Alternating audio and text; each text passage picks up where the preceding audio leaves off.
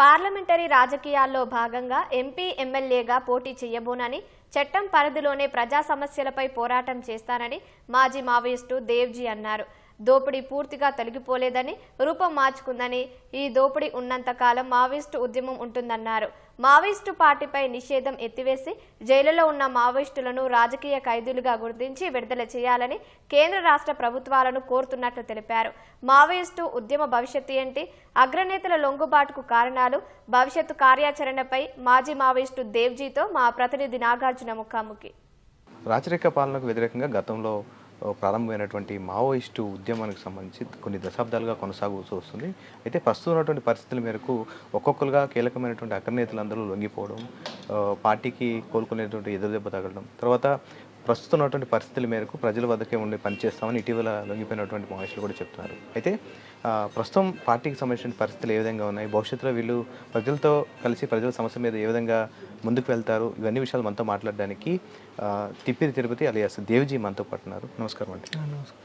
Sir, మీరు ప్రజలతో పాటు పనిచేస్తామని చెప్పేసి అన్నారు. సో మీరు బయటకు వచ్చిన తర్వాత కేంద్ర ప్రభుత్వానికి చేసినటువంటి అంటే మీరు ఏమైనా డిమాండ్లు చేస్తున్నారా, ఏం చేశారు? అంటే మేము ఇప్పుడు బహిరంగ జీవితంలోకి వచ్చిన తర్వాత ముఖ్యమంత్రి రేవంత్ రెడ్డి గారిని కలిశాం కదా. కలిసినప్పుడు మేము ఆయన సమక్షంలో 2-3 ముఖ్యమైన విషయాలు లేవనెత్తినాం. మేము ఒకటి, మా పార్టీ మీద నిషేధం ఎత్తివేయాలి. నిషేధం ఎత్తివేసి మా పార్టీని ఒక చట్టబద్ధ రాజకీయ పార్టీగా గుర్తించాలి అని. అప్పుడు తను అన్నది ఏంటంటే, ఇది కేవలము రాష్ట్ర పరిధికి సంబంధించిన అంశం కాదు కదా, యూఏపీఏ కింద మీ పార్టీని కేంద్ర ప్రభుత్వం నిషేధించింది కాబట్టి కేంద్ర ప్రభుత్వ పరిధికి సంబంధించిన అంశంగా మారిపోయింది అని తను చెప్పాడు.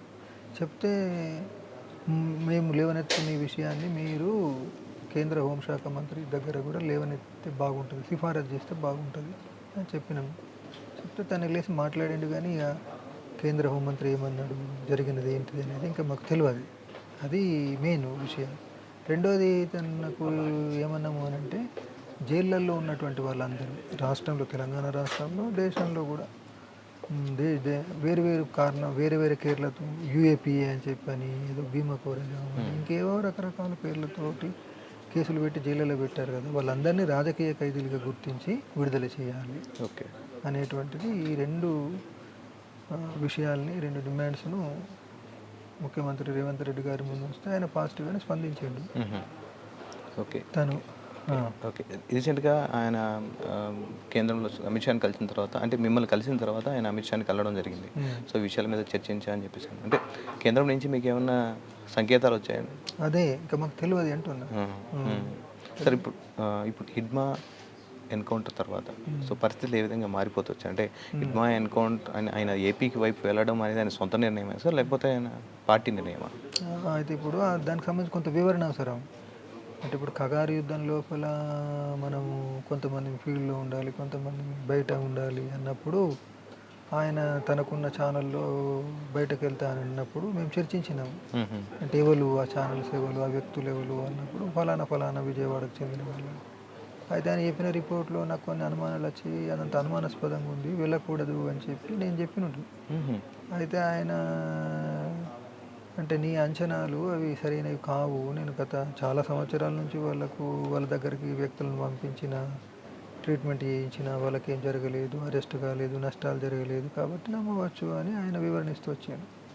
చివరికి ఏంటంటే, సరే మరిగా నేను ఆయన రిపోర్ట్ మీదనే ఆధారపడేసి ఈ అంచనా నాది కూడా మరి ఏమైనా పొరపాటు కావచ్చునేమో అనే ఒక సందిగ్ధతలకు వెళ్ళి, సరే వెళ్ళు అని చెప్పని అనుమతించడం జరిగింది. దాని ఫలితంగా ఆయన వెళ్ళి, అదంతా ఆల్రెడీ ఇంటెలిజెన్స్ వాళ్ళే కాబట్టి అరెస్ట్ చేసి చిత్రహింసలు పెట్టి చంపేసారు. ఆ రకంగా అది బూటక వెనుకుంటారు. సార్, అంటే ఇప్పుడు మీరు పార్టీలో అంటే గణపతికి సంబంధించినటువంటి మీటింగ్, మీ సెంట్రల్ కమిటీ మీటింగ్ చివరిసారిగా ఎప్పుడు జరిగింది సార్? అందులో ఎలాంటి నిర్ణయాలు తీసుకున్నారు? సో ఇంకొక ప్రశ్న, గణపతిని చివరిసారిగా ఎప్పుడు కలిసారు?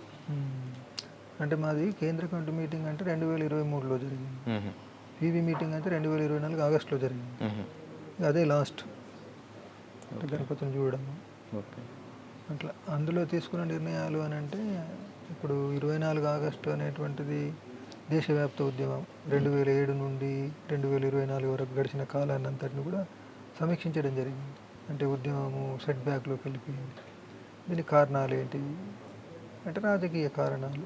సకాలంలో మనము మారుతున్న పరిస్థితి తగినట్టుగా రాజకీయ ఎత్తుగడలు రూపొందించుకొని సరిగ్గా ఆచరించని ఫలితమే ఇది. ఈ స్థితి లోపల మళ్ళీ మనం ఎలా ముందుకు వెళ్ళాలన్నప్పుడు నేటి స్థితిలో ప్రధానంగా చట్టబద్ధ పోరాటాల మీద ఆధారపడి, బహిరంగ పోరాటాల మీద ఆధారపడి మనం ప్రజల్ని కదిలించి ప్రజా పునాదిని పెంచుకొని ఉద్యమాన్ని ముందుకు తీసుకెళ్దాం అని చెప్పాను అనుకుని సర్క్యులర్ రాయడం జరిగింది అన్నట్టు. ఓకే ఓకే సార్, ఇప్పుడు మీరు మొదట మావోయిస్టు పార్టీకి ఆకర్షితుడైన అందులోకి వెళ్ళినప్పుడు అటువంటి పరిస్థితులు ఏ విధంగా ఉన్నాయి, ప్రస్తుతం పరిస్థితులు ఏ విధంగా ఉన్నాయి, భవిష్యత్తులో పార్టీ పరిస్థితి ఎలా ఉంటుంది? అంటే ఇప్పుడు మేము ఉద్యమంలోకి వెళ్ళిందంటే 84లో, 42 ఏళ్ళ సంవత్సరాల తర్వాత చూస్తే మార్పు లేదంటే ఉంది, మార్పు ఉంది. అయితే మార్పు ఉంది కానీ మౌలికంగా మార్పు లేదు. అంటే ఇప్పటికీ పేదరికం ఉంది, అంటే పీడన ఉంది, అవమానాలు, అత్యాచారాలు ఇవన్నీ కొనసాగుతున్నాయి. దోపిడీ యొక్క రూపం మారింది కానీ దోపిడీ అనేది అంతరించిపోలేదు. పేదరికం కూడా ఉంది. కాబట్టి ఇవి ఉండకూడదు అని కదా ఉద్యమం మొదలైంది. అందరికీ సమాన అవకాశాలు, అన్ని రంగాల్లో సమాన అవకాశాలు, దోపిడీ పీడన లేని సమాజం ఉండాలని కదా ఉద్యమం స్టార్ట్ అయింది. అవి ఉన్నాయి కాబట్టి అవి ఉన్నంతకాలం ఉద్యమం కొనసాగుతుంది అనేది అట్లా. ఓకే సార్, మీరు సెంట్రల్ మిలిటరీ కమిషన్గా ఉన్నారు, అప్పుడు పోయేటప్పటికి పొలిట్ బ్యూరో సభ్యుడిగా ఉన్నారు. సో ఒకవేళ ఆపరేషన్కి సంబంధించి నిర్ణయాలు ఏ విధంగా ఉండేవి సార్? అంటే ఫైనల్ డెసిషన్ మీదేనా లేకపోతే ఎవరెవరితో చర్చించి నిర్ణయం తీసుకునేవారు? అంటే ఇప్పుడు పార్టీకి సంబంధించి కేవలం వ్యక్తులు, పీబీ మెంబర్లు అయినా, సీఎంసీ ఇన్ఛార్జీ అయినా వ్యక్తులు ఎప్పుడు నిర్ణయాలు తీసుకోరు పార్టీలో. పార్టీ అన్నప్పుడు సమిష్టి, అందులో కమిటీ సభ్యులు ఉంటే వీలైన మేరకు అందరు కలవడము, ఒక ఎజెండా పెట్టుకోవడము, చర్చించడము, రాజకీయ విషయాలు, మిలిటరీ విషయాలు, నిర్మాణ విషయాలు, దాంట్లో వీలైన మేరకు ఏకాభిప్రాయ సాధనతో నిర్ణయాలు తీసుకోవడం, లేదా మెజారిటీ ప్రాతిపదిక నిర్ణయాలు తీసుకోవడం అట్లా ఉంటుంది. కానీ పీబీ మెంబర్ అయినంత మాత్రాన, సీఎంసీ ఇన్ఛార్జ్ అయినంత మాత్రాన వ్యక్తిగా ఇట్లా చేద్దాము, ఇట్లా చేద్దామని అభిప్రాయాలు చెప్పచ్చు కానీ ఇట్లా చేయాలి అని అంతిమ నిర్ణయంగా ప్రకటించడానికి ఎవరికి అధికారం ఉండదు. సమిష్టి నిర్ణయాలు మేరకు. ఓకే సార్, కేంద్రంతో చర్చలు జరపడానికి ఆపరేషన్ కగారు కొనసాగుతున్న వేళ కేంద్రంతో చర్చిస్తాము అని ఒక లేఖ విడుదల చేయడం జరిగింది. అప్పుడు ఆయుధాలు మేము విడిచిపెడతాం, కొన్ని రోజులు ఆపండి అని చెప్పేసి మీరు అడిగారు. సో అప్పుడు చర్చలు జరిగాయా? కేంద్ర ప్రభుత్వానికి ఏమైనా విజ్ఞప్తులు చేశారా? ఏం జరిగింది? అదే అంటే ఇప్పుడు వరుసగా ఇక్కడ తెలంగాణలోనే శాంతి చర్చల కమిటీ అని చెప్పి జస్టిస్ చంద్రకుమార్ గారి నాయకత్వంలో ఏర్పడింది కదా, దానికి మేము పాజిటివ్గా స్పందించేసి కగారు దాడుల్ని కనుక కేంద్ర రాష్ట్ర ప్రభుత్వాలు ఆపితే మేము చర్చలకు సిద్ధమే అని ప్రకటించాం. దాని తర్వాత మా బసవరాజు కార్యదర్శి ఉండి మీరు పదే అంటున్నారు కదా ఆయుధాలు వదిలిపెట్టండి, ప్రజల్లోకి రండి అని. ఆ విషయాల్ని మేము చర్చించుకుంటాము. నేను ఒక వ్యక్తిగా నిర్ణయించలేను, అవి కోర్ కమిటీలో చర్చించుకుంటాం కాబట్టి అవకాశం ఇవ్వండి అని చెప్పి ఆయన విజ్ఞప్తి చేసిండు. కానీ దాన్ని ప్రభుత్వాలు తిరస్కరించడంతో చర్చలే జరగలేదు కదా. అట్లా. ఓకే, అంటే మీరు ఎప్పుడైతే చర్చలు కొనసాగుతున్న వేళ వేరు ప్రాంతాల్లో కూడా దాడులు జరుగుతున్నాయని చెప్పేసి అన్నారు. సో ఆగడం లేదని. Okay okay. దాంతో మన బసవరాజు దాదానే మరి ఇట్లా మనం ఇంతగా చెప్తున్నప్పటికి కూడా, ఇంత దిగచ్చి మనం చెప్తున్నప్పటికి కూడా వినడం లేదు కదా. మరి అనివార్యంగా మనం సర్వైవ్ కావాలంటే ప్రతిఘటనే మార్గం అని ఆయన చెప్పాడు. ఓకే ఓకే ఓకే సార్, ఇప్పుడు వరుసగా మీరు అగ్రనేతలంతా లొంగిపోతూ వచ్చారు. ఒకవైపు మహారాష్ట్రలో, ఛత్తీస్గఢ్లో, ఇక్కడ లొంగిపోతూ వస్తున్నారు. మొదటగా ప్రధానంగా ఇక్కడ మావోయిస్టు పార్టీకి కీలకమైనటువంటి ఎదురు దెబ్బ ఎప్పుడు తగిలింది? ఎప్పటి నుంచి ప్రారంభమైంది ఇది పతనం? అంటే ఇప్పుడు దీన్ని లొంగుబాటు అనద్దు. ఇది మేము నిన్నటి వరకు రహస్య జీవితంలో ఉన్నాము, ఇప్పుడు బహిరంగ జీవితంలోకి వస్తున్నాం అనేది. కాబట్టి లొంగుబాటు కాదు. అంటే వ్యక్తిగత జీవితాన్ని గడిపితేనో, ఈ ప్రజల కోసం పోరాటం చేసే రాజకీయాల్ని వదిలేస్తేనో, మా మార్క్సిజం లెనినిజం మావో ఆలోచన విధమైన సిద్ధాంతాన్ని వదిలేస్తేనో లొంగుబాటు. కాబట్టి అది కాదు, బహిరంగ జీవితంలోకి వచ్చిన. ఇక ఎదురు దెబ్బలు అని అంటే ఇప్పుడు 2011లో ఉద్యమం గడ్డు స్థితి అన్నాం, అక్కడి నుండి స్టార్ట్ అయింది. అట్లా 2020 వచ్చేటప్పటికి సెట్ బ్యాక్ అన్నాం, ఇంకా ఆ స్థితి ఇంకా వెనక్కి వెళ్ళింది అని. ఉద్యమం యొక్క ప్రతికూలత, తీవ్రత 2011 నాటి కంటే కూడా ఇంకెక్కువ తీవ్రతరమైంది అని. ఆ స్థితిలో కగారు వచ్చింది. కాబట్టి ఇట్లా వరుసగా 2011 నాడు ఒక గడ్డు స్థితి, 2020 నాటికి ఒక టెంపరీ సెట్ బ్యాక్, ఆ తర్వాత కగారు, ఆ తర్వాత ఈ నష్టాల పరంపర.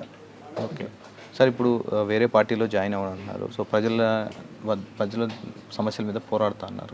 ఏ విధంగా పోరాడబోతున్నారు? అంటే మీరు గుర్తించినటువంటి సమస్యలు ఏంటి? ఇప్పుడు ఏ విధంగా ముందుకు పోతారు మీరు?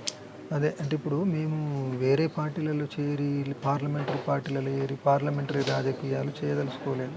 అంటే ఎంపీగానో ఎమ్మెల్యేగానో నిలబడి పోటీ చేసి అట్లా చేయదలుచుకోలేదు. ప్రజల సమస్యలు చాలా ఉన్నాయి, దైనందిన సమస్యలు ఉన్నాయి, మౌలిక సమస్యలు ఉన్నాయి, చాలా ఉన్నాయి. వాటి మీద చట్టబద్ధ పరిధిలో పోరాడదాం అనుకుంటున్నాం. అంటే ఇప్పుడు భూమి సమస్య ఉంది, తర్వాత ఉద్యోగ భద్రత సమస్య ఉంది, కార్మికులకు సంబంధించిన రిట్రెంచ్మెంట్ సమస్యలు ఉన్నాయి. అవును. అంటే వాళ్ళ ఉద్యోగ భద్రతకు సంబంధించి ఇప్పుడు అంత ఏంటంటే అసంఘటిత కార్మికులు, గిగ్ వర్కర్స్ అనేది ఓ నియమిత పని గంటలు ఉండయి, ఉద్యోగ పర్మనెంట్ ఉండదు, అలవెన్స్ పెన్షన్ ఉండదు, ఏమీ ఉండనటువంటి స్థితి, ఇట్లా ఎన్నో ఉన్నాయి సమస్యలు. కాబట్టి అంటే గ్రామీణ ప్రాంతాలలో భూమి లేని పేదలకు భూమి దక్కడం అనేది మౌలిక సమస్య కదా. ఓకే. అలాంటి అనేక సమస్యలు ఉన్నాయి. అంటే ఉద్యమం ఏదైతే మౌలిక సమస్యల్ని ముందుంచిందో అవి ఇప్పటికి పరిష్కారం కాలేదు. మా పార్టీ ప్రారంభ రోజులలో ఏవైతే సమస్యలు మౌలిక సమస్యల్ని ముందుంచిందో అవి ఇప్పటికి పరిష్కారం కాలేదు. కాబట్టి వాటి మీదనే మళ్ళీ మనం లీగల్గా పనిచేద్దామని. ఓకే. ఇంకోటి సార్, మీ పార్టీకి సంబంధించినటువంటి మన సెంట్రల్ గవర్నమెంట్కి అండ్ స్టేట్ గవర్నమెంట్కి మీరు చేసినటువంటి ప్రధానమైనటువంటి డిమాండ్స్ ఏంటి? పార్టీ మీ దాని మీద నిషేధం ఎత్తివేయడంతో పాటుగా ఇంకా అమరవీరులకు మీరు చనిపోయిన వారికి ఏమైనా? ఒకటి నిషేధం ఎత్తివేసి లీగల్ పార్టీ గుర్తించాలి. రెండోది జైళ్ళలో ఉన్న వాళ్ళందరినీ విడుదల చేయాలి. ఇవి రెండు మా మెయిన్. మేము ఇప్పుడు ఆలోచిస్తుంది, ఉద్యమంలో చాలామంది ప్రాణాలు కోల్పోయారు కదా, అమరులు ఉన్నారు కదా, వాళ్ళకు మనం అండగా నిలబడదాం అనే ఒక కార్యక్రమాన్ని తీసుకుందాం. అది మెయిన్గా ప్రజల మీద ఆధారపడి. ఓకే. అట్లా. ఓకే. ఇప్పుడు భవిష్యత్తులో అంటే ఇలాంటి మావోయిస్ట్ పార్టీ భవిష్యత్తులో ఇప్పుడున్నటువంటి పరిస్థితుల మేరకు ఇంకా అవసరం అంటారా? అడవిలో ఉండి ఇంకా చేయాల్సిన అవసరం ఉందంటారా? లేకపోతే ఇంకా కేవలం చట్టబద్ధంగా ఒకవేళ గుర్తిస్తే దీంట్లోకే పార్టీలోకి మిగతా వాళ్ళని జాయిన్ చేసుకొని ప్రజల వరకు పోరాడతారా?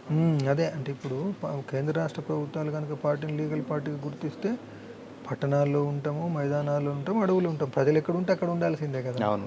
కేవలం అడవిలోనే అని కాదు, కేవలం పట్టణాల్లోనే కాదు, ప్రజలు ఎక్కడ ఉంటే అక్కడల్లో ప్రజల సమస్యల కోసం మనం లీగల్గా పనిచేయడం అనేది భవిష్యత్తు కార్యాచరణ. ఓకే. థ్యాంక్ యూ అండి. Thank you so much. Thank you. So అది దేవ్జీ గారు చెప్తున్నటువంటి విషయం. ముఖ్యంగా కేంద్ర ప్రభుత్వాన్ని రాష్ట్ర ప్రభుత్వాన్ని ప్రధానంగా రెండు డిమాండ్స్ చేశాం. ముఖ్యంగా వాళ్ళ పార్టీకి సంబంధించినటువంటి దాన్ని నిషేధం ఎత్తివేయడం, దాంతోపాటుగా జైలులో ఉన్న వాళ్ళందరినీ కూడా రాజకీయ ఖైదీలుగా పరిగణించి వాళ్ళని విడుదల చేస్తే మేము ప్రజల గురించి పోరాడతామని చెప్పేసి వాళ్ళు కొన్ని డిమాండ్స్ రైజ్ చేశారు. భవిష్యత్తులో అంటే ఇప్పుడు ఉన్నటువంటి పరిస్థితుల మేరకు ప్రజల్లో ఉన్నటువంటి ప్రధానమైనటువంటి సమస్యలు ఏంటి ప్రస్తుతం ఎదుర్కొంటున్నారు, వాటన్నిటి మీద తాము కృషి చేస్తామని చెప్పేసి దేవ్జీ చెప్తున్నారు. కెమెరామెన్ అశోక్తో నాగార్జున, ఈటీవీ న్యూస్, హైదరాబాద్.